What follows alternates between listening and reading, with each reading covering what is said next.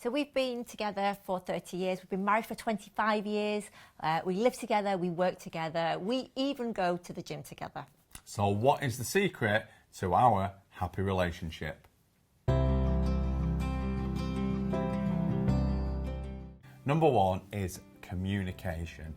You've got to be able to talk about anything and everything. Yeah.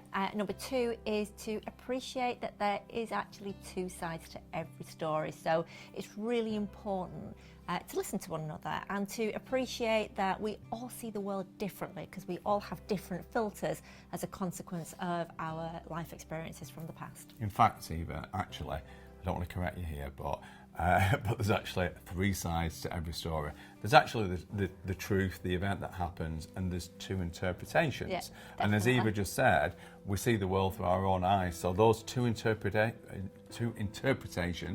can often be very different. But if you consider that your partner can have a very different opinion to you on the same thing, and you can talk about it, then you can always move on from those situations.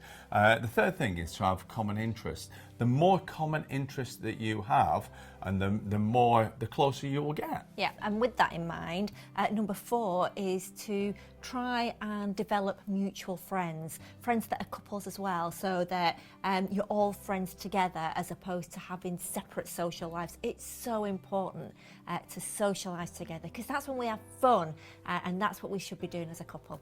Talking about fun, you've got to laugh. The thing is, laughter is one of the keys and one of the antidotes to anxiety. And laughing, finding ways to laugh. We've got the same, we love watching funny films.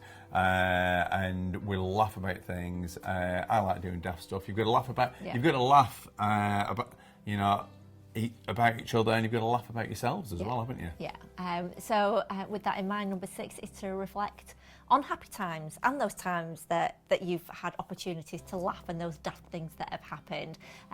Really important to look back on the great experiences where you've laughed so much and the adventures that you've had together. You've also got to find time for each other.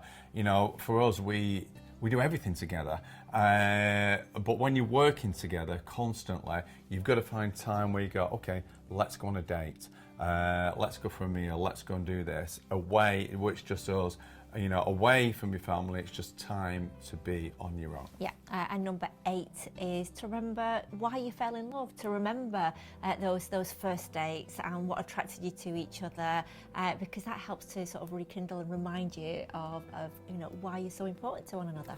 Yeah, and also don't forget, you've got to cuddle, you've got to hug, you've got to be close. Yeah, so if you want to know more information about how to be more confident in relationships, we've actually got a new book coming out. It's not yet out, but it is available on pre-order on Amazon if you want to take a look at that.